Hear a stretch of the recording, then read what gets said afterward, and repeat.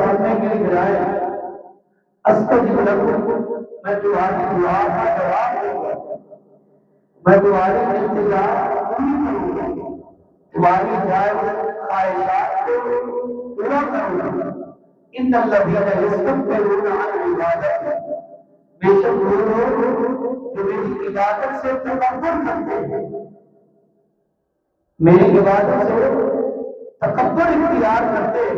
سیدخلون جہنم داخلین، عنقریب ایسے لوگوں کو جہنم میں داخل کر دیا جائے گا۔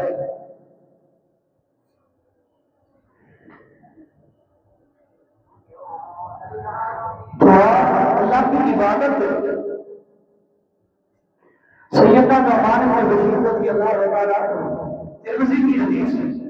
سند صحیح ہے، وہ فرماتے ہیں رسول اللہ صلی اللہ علیہ وآلہ وسلم نے فرمایا ان الدعاء هو العبادہ، دعا عبادت ہے۔ ایک اور مقام پر امام الانبیاء نے فرمایا الدعاء هو العبادہ، دعا عبادت کا مغز ہے، اثر ہے، اساس ہے، بنیاد ہے، عبادت کی بیس ہے۔ جس کی عبادت میں دعا نہیں، اس کی عبادت نہیں۔ کیوں؟ عبادت کی اصل دعا ہے، اور دعا ہی عبادت ہے۔ اور جو شخص اللہ کی عبادت سے روگردانی کرے، تکبر اختیار کرے، بے روی کا شکار ہو، سیدخلون جہنم داخلین، ایسے بدبخت کو اللہ رب کائنات جہنم میں داخل کرے گا۔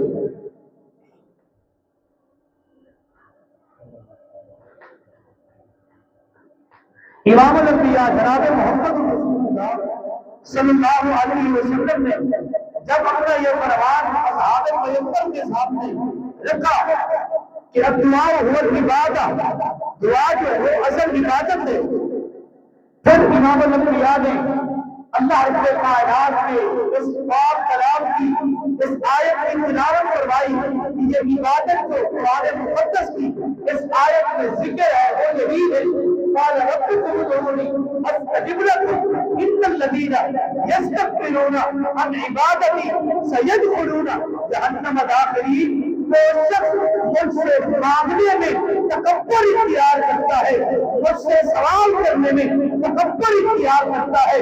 مجھ سے طلب کرنے میں تکبر اختیار کرتا ہے، مجھ سے مانگنے میں تکبر اختیار کرتا ہے، مجھ سے دعا نہیں کرتا، میرے سامنے التجا نہیں کرتا، مجھے پکارتا نہیں، میرے سامنے ندا نہیں رکھتا، وہ شخص متکبر ہے اور تکبر اختیار کرنے والے کو سزا رب جہنم ہے۔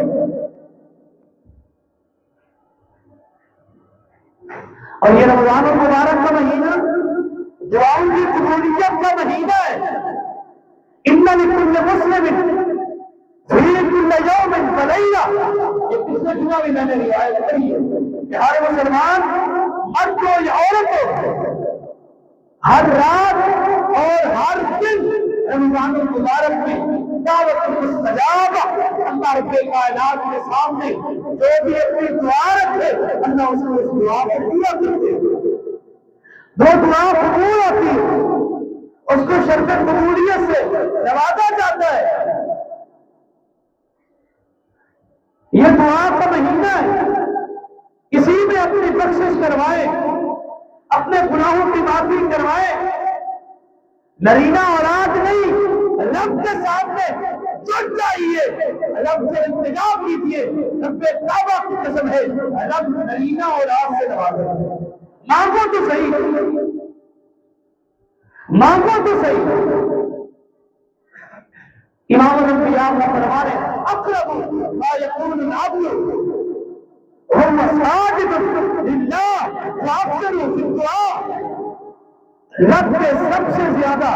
انسان اس وقت قریب ہوتا ہے جب انسان سجدے کی حالت میں ہو۔ مستدرک حاکم کی روایت سند کے لحاظ سے صحیح، امام الانبیاء نے فرمایا ہے کہ جو شخص سجدے میں جاتا ہے وہ شخص زمین پر سجدہ نہیں کر رہا، اللہ رب کائنات کے دو قدموں کے درمیان سجدہ کر رہا ہے، اور جو شخص رب کے قدموں کے درمیان اپنا ناپا اور اپنی زمین نیاز چھڑا کر رب سے گر گرا کر اپنے گناہوں کی معافی مانگے، مال مانگے، دولت مانگے، عزت مانگے، آبرو مانگے، شادی نہیں ہو رہی شادی کی دعا کرے، عزت نہیں مل رہی عزت کی دعا کرے، نوکری نہیں مل رہی نوکری کی دعا کرے، جس قسم کی حاجت ہے رب کے قدموں کے درمیان رب کے سامنے وہ اپنی حاجت رکھے، رب کائنات اس کی اس حاجت کو قبول کریں گے اور پورا کریں گے۔ کیوں؟ انسان رب کے سامنے ہے اور رب کے قریب کرے، جو رب کے اتنا قریب ہو کہ رب کے قدموں میں اپنا سر رکھ کر اس رب کو بنانے کی کوشش کرے، وہ رب ناراض نہ ہو۔ ہم انسان ہیں، ہم سے غلطی ہو جائے، جن کے ساتھ ہم نے زیادتی کی، ہم ان کے قدموں میں جا کر گر جائیں تو وہ ہماری غلطی کو معاف کر دیتے ہیں انسان ہونے کے ناطے، اور وہ تو رسول نبی ہے، علاقہ میں شریعت قدیر ہے، وہ تو خالق کی کائنات ہے، وہ تو مالک کے ارض و سما ہے، وہ اس پوری کائنات کا پیدا کرنے والا ہے، اور انسان کو وہ اس کی وہ مخلوق ہے کہ جس کی پیدائش سے پہلے اللہ نے 5 قسمیں اٹھائی ہیں، اور اللہ نے فرمایا ہے انسان میں نے تمہیں اشرف المخلوقات بنایا ہے اس لیے کہ تو میرے سامنے مجھ سے مانگ،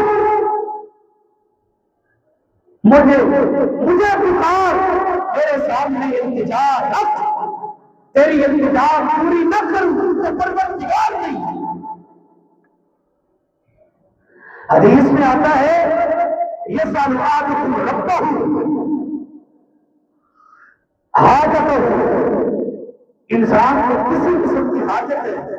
ضرورت ہے، مشکل ہے، مصیبت ہے، پریشانی ہے، کسی قسم کی کوئی مشکل اور مصیبت اور حاجت انسان پر عام کری ہے، وہ اپنے رب سے اسی وقت رب سے رابطہ قائم کرے، رب سے مانگے، رب اس کی اس حاجت کو پورا کرے گا۔ حدیث میں ہے حتی شسع نعلہ اذا انقطع، اگر انسان کے جوتے کا تسمہ بھی ٹوٹ جائے تو وہ جوتے کا تسمہ کسی اور انسان سے نہ مانگے، اپنے رب سے مانگے، رب وہ بھی عطا کرے گا۔ ایک جوتے کے تسمے کی کیا حیثیت ہے؟ یہ مجھے اور آپ کو درس ہے کہ حقیر سے حقیر چیز بھی مانگنی ہے، رب سے مانگنی ہے۔ کیوں؟ ہمارا عقیدہ ہے رب کے علاوہ کوئی دینے والا نہیں ہے۔ اگر عقیدے میں یہ بات شامل ہوگی کہ رب کے علاوہ بھی کوئی قادر ہے، کوئی خالق ہے، کوئی مالک ہے، کوئی داتا ہے، کوئی دستگیر ہے، کوئی غوث اعظم ہے، کوئی بجلیاں بنانے والا ہے، کوئی بجلیاں سنوارنے والا ہے، کوئی عبادت رب قبول نہیں کرتا۔ روزہ بھی رکھ لے رب قبول نہیں کرے گا جب تک تیرا اور میرا عقیدہ درست ہے۔ پتہ نہیں کیا کیا انسانوں نے، اور ہم اپنے آپ کو مسلمان کہتے ہوئے شرم آتے ہیں۔ حالات آخرہ اٹھائے، رمضان ٹرانسمیشن چل رہی ہے، مختلف ٹی وی پر ٹی وی اینکر مختلف مخاطب فجر کے علماء کو بٹھا کر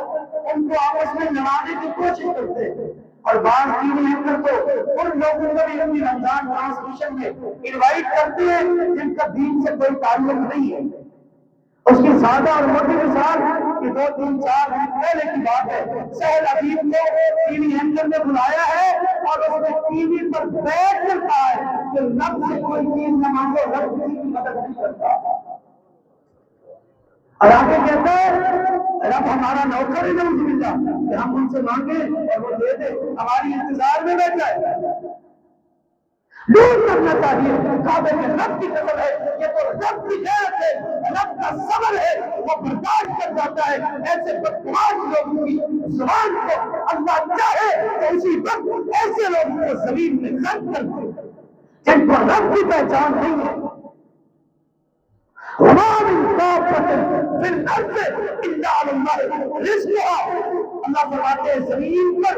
اس کائنات میں کوئی ایسی مخلوق نہیں جس کا رزق میں نہ دیتا ہوں،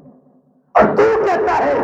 کہ رب ہماری مدد کرنے کے لیے نعوذ باللہ ہمارا نوکر ہماری انتظار میں بیٹھا ہے، ہم اس سے دعا کریں اے اللہ یہ دے یہ دے، وہ بہت ساری چیزیں گنواتا ہے، اے اللہ فلاں لڑکی سے شادی ہو جائے، فلاں ہو جائے، فلاں نوکری مل جائے، رب ہماری انتظار میں اور ہمیں دے دے، اور آگے جسارت کر کے کہتا ہے کہ بڑے بڑے سکالروں سے میں نے سنا ہے،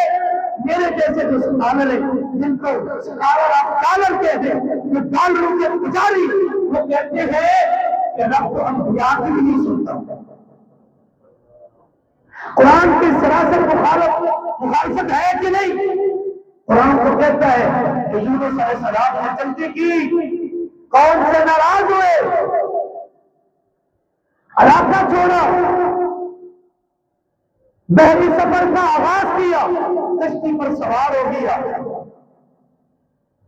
کشتی عمر میں پھنس گئی،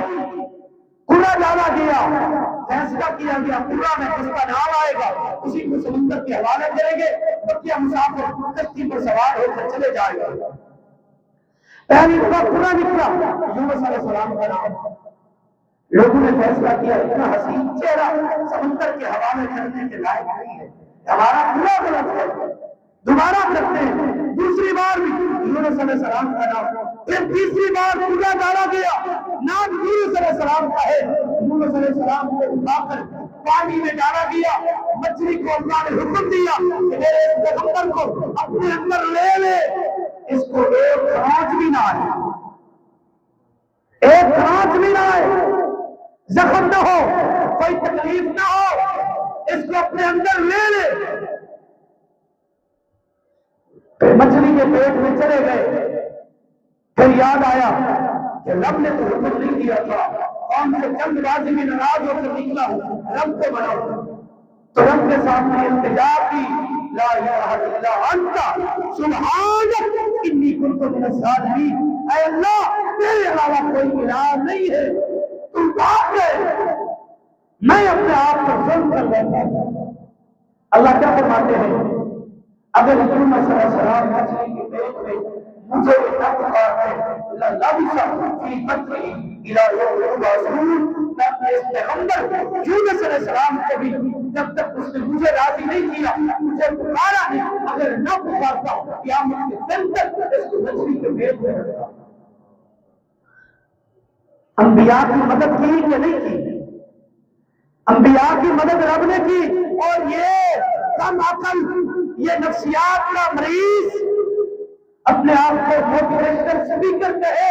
لاٹ کہے، کعبے میں رب کی قسم ہے جس کی توحید نہیں، اس کی غیرت نہیں ہے، وہ بے غیرت ہے، وہ دیوس ہے، جو کہتا ہے رب کسی کی مدد نہیں کرتا، انبیاء کی نہیں کرتا، رب کہتا ہے لیکن کوئی عام انسان بھی آ جائے میں اس کی مدد کرتا ہوں۔ وہ تو انبیاء اپنے عقل کا علاج کر۔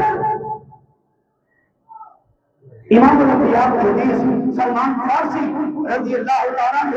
اس حدیث کے راوی وہ فرماتے ہیں ان ربکم حی کریم من عبدہ، تمہارا رب ہے بندے، تمہارا رب تو اتنا حیا کرنے والا ہے، اتنا مہربان ہے، اتنا کریم ہے، اذا یرفع یدیہ، جب اس کا کوئی بندہ اپنا ہاتھ اس کے سامنے پھیلا لے، اٹھا لے،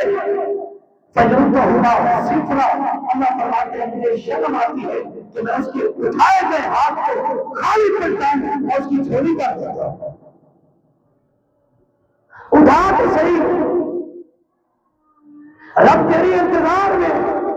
تو رب سے مانگ، رب تیری ایک ایک حاجت کو پورا کرے گا۔ ایک اور حدیث میں ہے کہ جب بوڑھا انسان جس کے سر کے بال سفید ہو چکے، داڑھی کے بال سفید ہو چکے، امام الانبیاء کا فرمان ہے ایسا بزرگ جب رب کے سامنے ہاتھ اٹھاتا ہے، رب کہتا ہے مجھے شرم آتی ہے اس بزرگ کے ہاتھ کو خالی لٹاؤں اور اس کی جھولی بھر دوں۔ رب کے سامنے جھکے، رب حاجتیں پوری کرے گا۔ وَإِذَا سَأَلَكَ عِبَادِي عَنِّي فَإِنِّي قَرِيبٌ أُجِيبُ دَعْوَةَ الدَّاعِ إِذَا دَعَانِ فَلْيَسْتَجِيبُوا لِي وَلْيُؤْمِنُوا بِي لَعَلَّهُمْ يَرْشُدُونَ۔ اذا سألك عبادی، جب میرا بندہ مجھ سے سوال کرتا ہے، انی فإنی قریب، میں اس سے بہت قریب ہوں۔ ایک اور قرآن کی آیت ہے، نحن اقرب الیہ من حبل الورید۔ اے انسان، تو ان کے سامنے جھکتا ہے جو 10-15 فٹ زمین کے اندر پوشیدہ حالت میں پڑے، جن کو اپنے کفن کا ہوش نہیں، جو اپنے کفن پر پڑی ہوئی مٹی کو دور نہیں کر سکتے، اس کے سامنے جھکتا ہے، اور اس کے سامنے نہیں جھکتا تو وہ اشارت سے بھی زیادہ ہے۔ جو منو من مٹی میں چلے گئے، جو قبروں کے حوالے ہو گئے، ان سے جا کر مانگتا ہے اس رب کو چھوڑ کر جو اس پوری کائنات کا خالق اور خالق ہے، جس کا وعدہ ہے مجھ سے مانگ میں تیری ایک نام کو پورا کروں گا۔ تو آپ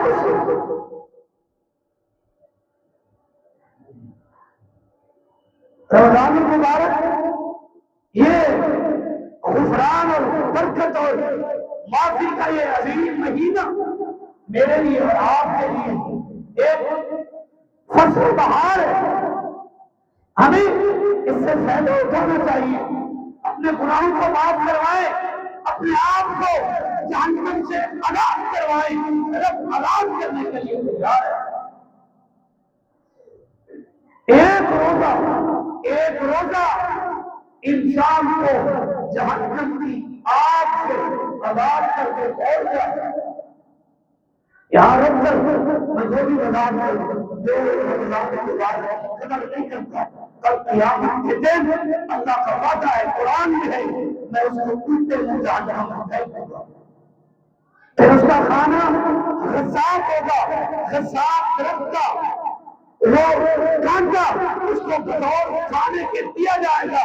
پینے کے لیے وہ پیر اور وہ کھولتا ہوا خون دیا جائے گا، کہ جب وہ پیر اور خون کا کھولتا ہوا پیالہ اس کے منہ کے قریب آئے گا، قرآن کہتا ہے کہ اس کا یہ دایاں سائڈ کان اور یہ پورا رخسار شکر کر ناک کے قریب آ جائے گا، پھر یہ والی سائڈ اس کے کھولتے ہوئے خون اور پیر کی تپش کی وجہ سے یہ بائیں سائڈ بھی یہ بلوز ہوتی ناک کے قریب آ جائے گی۔ حدیث کے الفاظ ہیں، یہ انسان کا ماتھا یہ اس کی گرمی کو نہ برداشت کرتے ہوئے یہ بھی ناک کے قریب آ جائے گا، ایک گیند کی ایک بال کی شکل اختیار کر لے گا، اور شخص کا چہرہ جو رمضان المبارک قدر نہیں، قدر کیجیے اس کی، برائی سے اپنے رب کو انتجاب دیجیے، اپنے رب کے سامنے دعا کیجیے، اپنے رب کے سامنے تو تیری بخشش بھی کرے، تجھے مال بھی دے، تجھے عزت بھی دے، تجھے آبرو بھی دے، تیری ہر ضرورت کو پورا کرے، اس کے سامنے جو کچھ تو جو اس کا وعدہ ہے اسی وقت قبول کر کے یا تجھے اس کا جزا اور بدلہ دے۔ نہیں یقین آتا تو ایک جھلک دے کر اپنی بات ختم کرتا ہے۔ ایک عورت امام الانبیاء کے پاس آئی اور آ کر کہتی ہے، اپنا مقدمہ لے کر آئی ہے، عورتیں 7 چھوٹے چھوٹے بچے، اللہ کے رسول میرے قامت کو مجھے کہا انت کظاہر امی، تو میرے لیے اسی طرح ہے جس طرح میری ماں ہے، تیری پیٹھ میرے لیے اسی طرح ہے جس طرح میری ماں ہے۔ زمانے جاہلیت میں اگر کوئی شخص اپنی بیوی کو ماں کہہ دیتا طلاق ہو جاتا، امام الانبیاء کے سامنے مقدمہ لے کر بیٹھی ہے، آپ کیجیے اللہ کے رسول فیصلہ کیجیے۔ امام الانبیاء نے فرمایا اب تو طلاق ہو گئی ہے، روتی ہے اور کہتی ہے میں بے سہارا ہوں، میرا گھر نہیں ہے، اگر مجھے طلاق ہو گئی میرے بچے برباد ہو جائیں گے، اور بچوں میں بھی یہ بیٹیاں بیٹے نہیں یہ تباہ ہو جائیں گے، میرا کیا بنے گا، میرا ٹھکانہ نہیں ہے، میرا کوئی نیچا نہیں ہے کہ ان کے پاس چلی جاؤں، میرے بچے وہاں پرورش پائیں، کچھ نہیں ہے، اللہ کے رسول کچھ کیجیے۔ امام الانبیاء کیا فرماتے ہیں؟ میں کچھ نہیں کہہ سکتا اس کو نگران کا جو شریعت بناتا ہے، میں تو پابند ہوں شریعت نافذ کرنے کا، جو اللہ کا حکم آتا ہے میں حکم سنا دیتا ہوں، اس کو بکار میں کچھ نہیں کر سکتا۔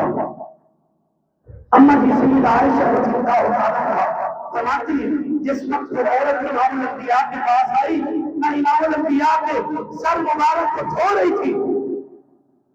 وہ عورت امام الانبیاء کے پاس سے مایوس ہو کر اٹھ کر آپ کے حجرے سے تھوڑا سا اٹھی، حجرہ کی طرف بڑھا ہے، چھوٹا سا حجرہ جس میں 3 یار سوئے ہیں تو اور جگہ باقی نہیں بچی، چھوٹا سا حجرہ ہے، امام الانبیاء کے سامنے سے اٹھی، دروازے کی طرف بڑھتی، اپنے ہاتھ اٹھائے اور چھوٹے بچوں کے وہ معصوم وہ ننھے بچے ان کے ہاتھوں کو علم کے ساتھ پھیلایا اور کہتی ہے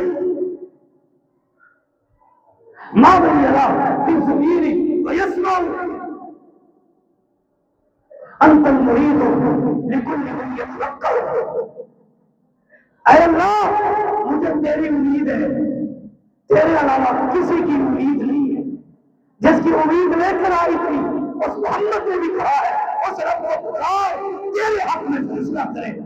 اے اللہ تو وہ ہے کہ زمین بنجر ہو جائے تو اس کے پانی کا بندوبست کرتا ہے، جو زمین بول نہیں سکتی، جو سن نہیں سکتی، جو اس کی رمزی کو، جو اس کی ضرورت کو جانتا ہے، تو بادل کو ہانک کر اور زمین کو پانی سے سیراب کر کے اس کی پیاس بجھا دیتا ہے، اور میں تو تیرے سامنے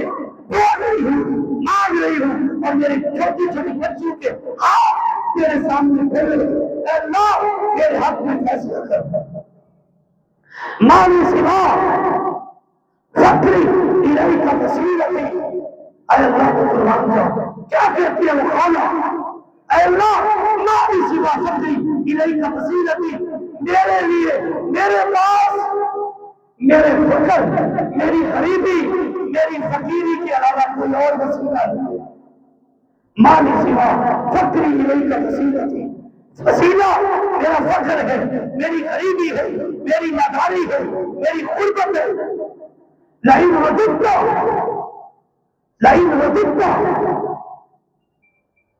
اے اللہ اگر تو نے دھکار دیا، تو نے اپنے در سے مجھے خالی ہاتھ بلٹا دیا، فالتو میں یہ توکل کہ میں کس پر توکل کروں، اس نے در نہ کھولا تو میں کس در پہ جاؤں گی، یہ تو حکومت کی بات ہے، ادھر تیری حکومت ہے، ادھر تیری میری حکومت ہے، میں تیرے سامنے جھک گئی ہوں، اے اللہ میرے حق کو فیصلہ کر۔ اللہ کا قرآن اسی وقت امام الانبیاء کے اوپر نازل ہوا، سیدہ عائشہ فرماتی ہیں امام الانبیاء نے فرمایا ایسا میرے سر کو چھوڑ دے، اللہ کا فیصلہ آ گیا، خولا کی ندا کو رب نے لفظاً سنا ہے، اس کے حق میں فیصلہ آ گیا ہے، رب نے قرآن نازل کیا قد سمع اللہ قول التي تجادلك في زوجها وتشتكي الى اللہ، اللہ فرماتے ہیں میں نے سن لی اس عورت کی بات، اے پیغمبر وہ آپ سے جھگڑ رہی تھی، جھگڑا کر رہی تھی کہ میرے خامد نے مجھے مار کر کے طلاق دے دی ہے،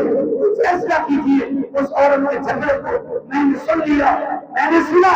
وجدی اللہ، اور اس عورت نے میرے سامنے شکایت کی ہے، میں نے اس کی شکایت کو بھی سنا، میں نے اس کے جھگڑے کو بھی سنا، اس کی شکایت کو بھی سنا۔ اب رب کا فیصلہ ہے، جو شخص یہ اپنی بیوی سے کہتے کہ تو آج کے بعد میری ماں کی طرح ہے، طلاق نہیں ہوتی، رب نے نقدن سنی گئی، رب کے سامنے جکل تو صحیح۔ حجاج بن یوسف کے بارے میں آتا ہے وہ بڑا سخت معاشرہ تھا، ایک دن طواف کعبہ کر رہا تھا، اس نے ایک شخص کو دیکھا نبینا اللہ سے آنکھیں مانگ رہا ہے، اللہ مجھے آنکھیں دے دے، ایک دن دوسرا دن تیسرا دن اس نے آگے جا کر اس شخص سے کہا میں حجاج بن یوسف ہوں، مجھے جانتا نہیں ہے، رب سے آنکھ مانگ میں طواف ختم کروں، اگر میری آنکھیں واپس نہ کرتی تو تجھے قتل کر دوں۔ چوتھا دن ہے تیرا یہی کام ہے، اے اللہ آنکھ دے دے، آنکھ دے دے، وہ آنکھ بھی صحیح تجھے صحیح کام ہے۔ جب اس حجاج بن یوسف کی بات سنی، ڈر کے مارے روتے ہوئے رب کے سامنے التجا کی، اس کو دبا ختم ہوا، رب نے اس کو آنکھیں دے دی۔ اب تو انتظار میں اسے مانگے تو صحیح، یہ پورا مہینہ ہمارے لیے بہار ہے، لیکن کی مغفرت کی دعا کی جو التجا رب کے سامنے رکھنی ہے، جو آج تک تمہاری حاجت پوری نہیں ہوئی کے سامنے رکھو،